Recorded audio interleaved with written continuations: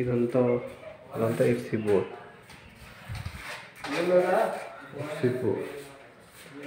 FC board రెండు FC బోర్డులు మధ్యలో జాయింట్ ఉంటాయి. ఆ జాయింట్లో వుడెన్ స్ట్రిప్స్ ఇవి జాయింట్స్ కనపడకుండా తర్వాత ఇంకేమే ఇచ్చేది.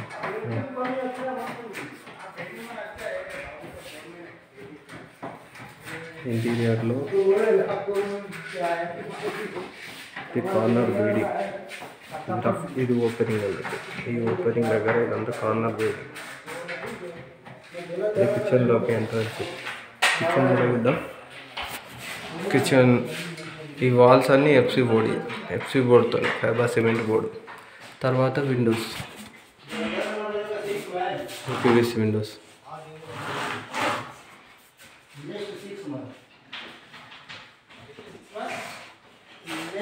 విండోస్ కానీ డోర్స్ కానీ లోపలి పక్క ఇంటీరియర్లో ఇట్లాంటి ట్రిమ్మర్స్.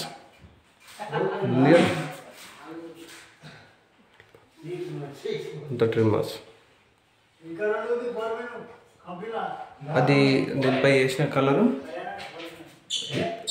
T13. ఓకే,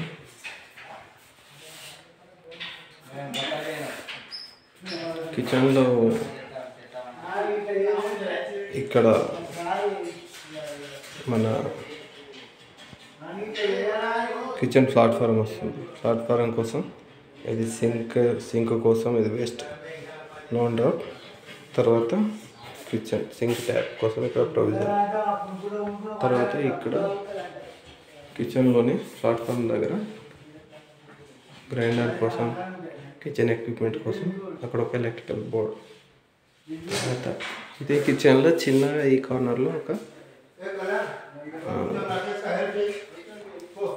ఫ్రిడ్జ్ కోసం ఒక బోర్డ్. తర్వాత ఈ కార్నర్ ఉంది కదా, రెండు ఫుల్ కార్నర్లో ఇక్కడ కార్నర్ స్ట్రిప్స్.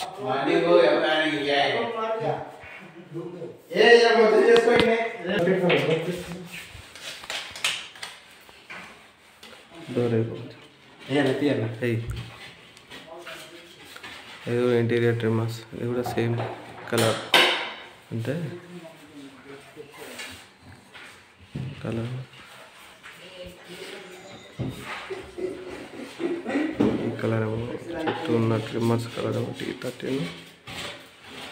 తర్వాత ఈ డోర్ ఉంది కదా, ఈ డోర్ పైన కలర్ T16. ఇవన్నీ ఐరన్ మౌంట్స్ ఇవి.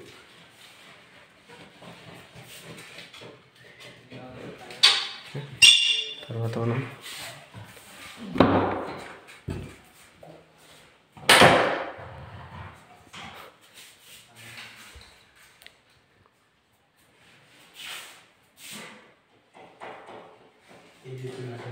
ఇది బెడ్రూమ్ ఏరియా. ఇది కూడా సేమ్ విండోస్. బెడ్రూమ్లో కూడా Windows same 4x4 Windows. Window పైన ఏసీ కోసం పాయింట్, ఏసీ పాయింట్ ఇక్కడ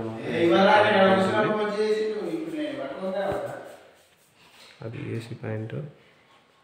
తర్వాత సీలింగ్, ఇది సీలింగ్ ఉన్న షీట్, ఓఎస్బి షీట్. అంటే వీటిని మధ్యలో జాయింట్ స్ట్రిప్స్ అంటే క్యాప్స్ లేకుండా చూడడానికి మంచిగా కనిపించడానికి ఓఎస్బి షీట్ అంతా సీలింగ్లో. అది ఫ్యాన్ హుక్, అది ఫ్యాన్ తగిలేయడానికి.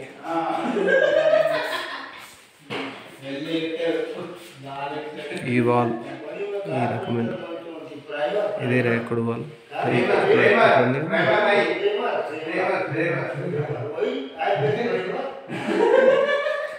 ఈ బెడ్రూమ్కి ఇది బోర్డు. తర్వాత ఇది బెడ్రూమ్ కోసం, టూవే కోసం బోర్డు. టూవే కనెక్షన్, ఒకటి ఫ్యాన్కి, ఒకటి లైట్ కోసం, ఎక్స్ట్రా సాకెట్. తర్వాత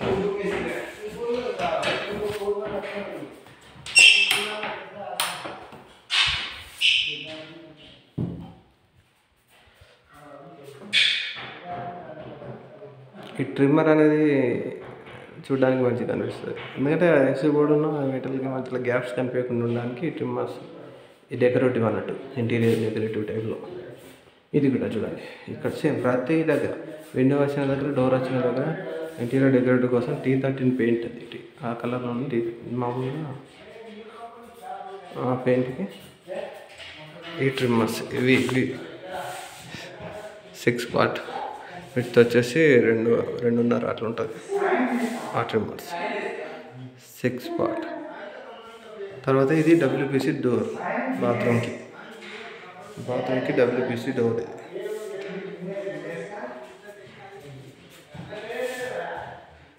ఇది WPC డోర్, ఇది ఇంజెస్ యాంటిక్ మోడల్. ఇవి వీటిలో ఈ ఫ్రేమ్ ఉంది. ఇప్పుడు ఈ WPC ఫ్రేమ్ ఉంది. ఈ WPC ఫ్రేమ్ ఫిట్ చేయడం ఎట్లా అంటే వీటి వెనక ఇవి హెక్సాగోనల్ బోల్ట్స్, ఇవి నట్స్, స్క్రూస్, ఇవి ఆటోమేటిక్గా సెల్ఫ్ థ్రెడ్డింగ్ ఉంటాయి. అంటే లోపల వీటికి ప్రత్యేకించి డ్రిల్ చేయాల్సిన అవసరం లేదు, సెల్ఫ్ థ్రెడ్డింగ్ అయిపోతాయి. ఇవి దీనికి ఫిక్స్ చేయాలంటే దీని వెనకాల ఒకటి సపోర్ట్ వుడ్ ఉంటుంది. దీని వెనకాల లోపల దీని వెనకనే దాని వెనకాల ఐరన్ ఫ్రేమ్ ఉంటుంది. మొత్తం ఐరన్ ఫ్రేమ్ ఉంటుంది. ఆ ఫ్రేమ్కి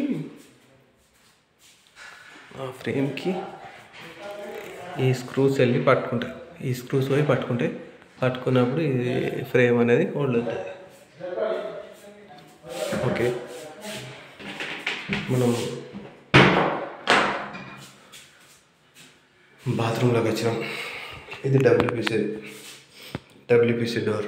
దీనికి కూడా same trimmer, inside trimmers T13 same. Trimmers అంటే ఇవి ట్రిమ్మర్స్. అవి ఎందుకోసం అంటే గ్యాప్స్ కనిపించకుండా డెకరేటివ్ అన్నట్టు, అంతే. అక్కడ లైట్ కోసం ఒక ప్రొవిజన్ ఉంది. ఇంటి ఓనర్ ఎవరైతే వాళ్ళు ఏది కావాలనుకుంటే అది ఫిట్ చేసుకుంటారు. తర్వాత అక్కడ ప్రొవిజన్ ఇచ్చేసినాం. తర్వాత ప్లంబింగ్ విషయానికి వస్తే బాత్రూంలో కింద షవర్ మిక్సర్, ఇది వాల్ మిక్సర్. ఇది ఇండివేర్ కంపెనీ, నీట్గా ఉన్నది మంచిగా. తర్వాత షవర్, తర్వాత అవి 2 గీజర్ కోసం. ఇక్కడ గీజర్ మౌంట్ అవుతుంది.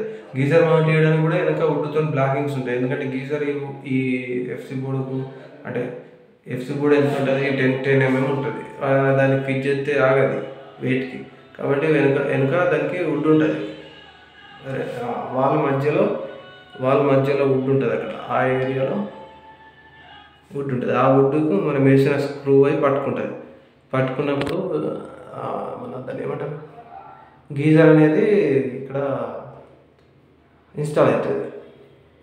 ఆ ఇన్స్టాల్ అయిన తర్వాత దాని నుంచి దానికి కనెక్షన్స్ అవి ఒకటి యాంగిల్ వాల్స్ అవి ఒకటి కోసం, దానికి పవర్ కోసం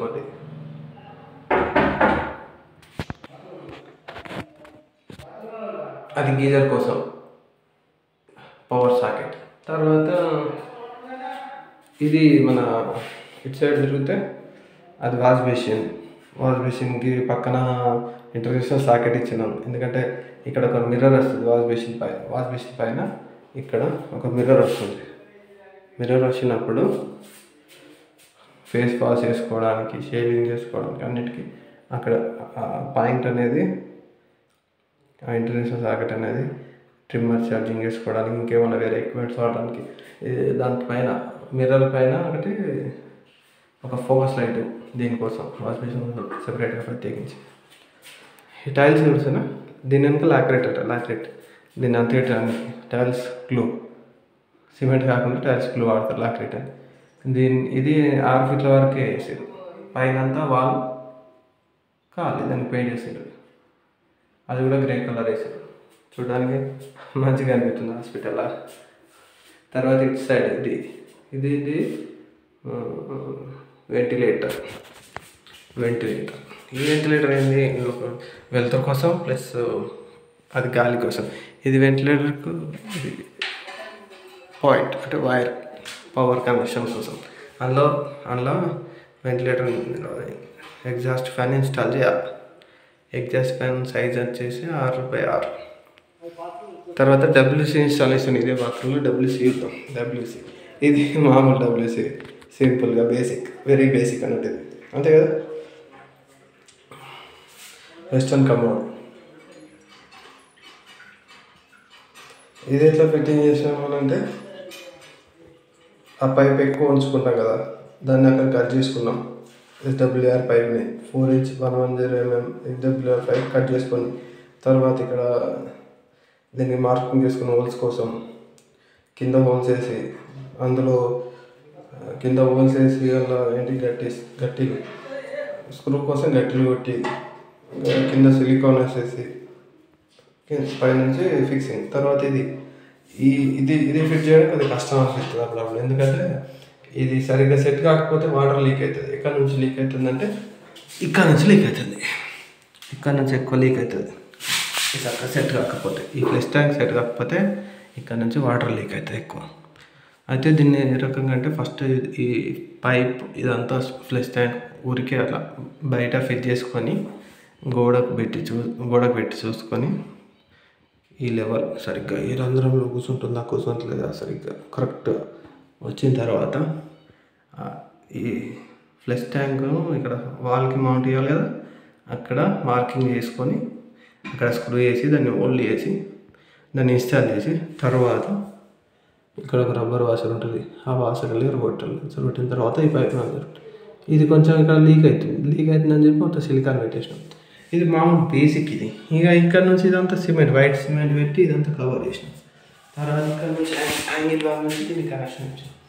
యాంగిల్ వాల్ నుంచి ఒక పైప్ వేసుకొని వీటి ఇచ్చిండు. ఇది ఇండివేర్ కంపెనీ, కాకపోతే ఈ థ్రెడ్డింగ్స్ మంచిగా లేవు, తిప్పితే ఫెయిల్ అవుతుంది అట్లా. ఇది డబుల్ 2 వే ట్యాప్. ఒకటి ఇక్కడ ఈ హెల్త్ ఫ్యాసెట్ ఉంది కదా, సెట్ ఆఫ్ గన్, దీనికోసం పనిచేస్తుంది. ఇంకోటి ఇక్కడ ట్యాప్ ఉంటుంది, అట్లా రెండింటికి అవుతుంది.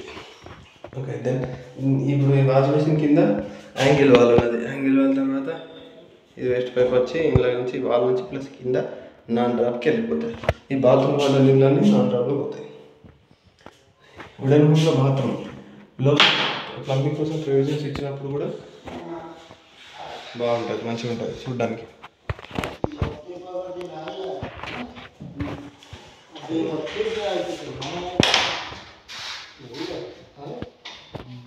పైన గ్లాస్ ఫ్రేమ్ పెట్టినాం, అది పీవీసీ కాకుండా ఉడుకుని తయారు చేసి పెట్టినాం.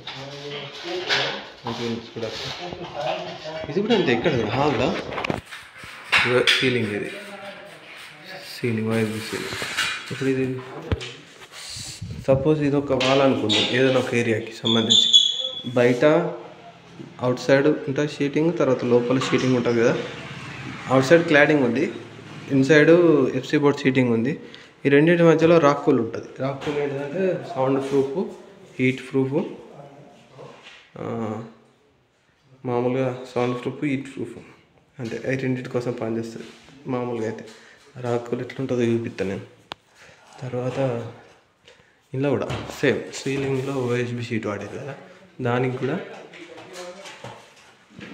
దానిలో కూడా సేమ్ దాని పైన ఈ షీట్ పైన రాక్ కూల్ ఉంటుంది ఇన్సులేషన్ కోసం. సేమ్ అది కూడా ఏంటిది, హీట్ను కిందికి రాకుండా కాపాడుతుంది, ఇన్సులేషన్ అన్నట్టు. తర్వాత అది ఇన్సులేషన్. ఇవి ఇక్కడ 4 లైట్లు, ఈ హాల్ ఇక్కడ డీవీ పవర్ మెయిన్ కంట్రోల్ అంతా ఇక్కడనే. ఇది గ్లాస్ ఫ్రేమ్.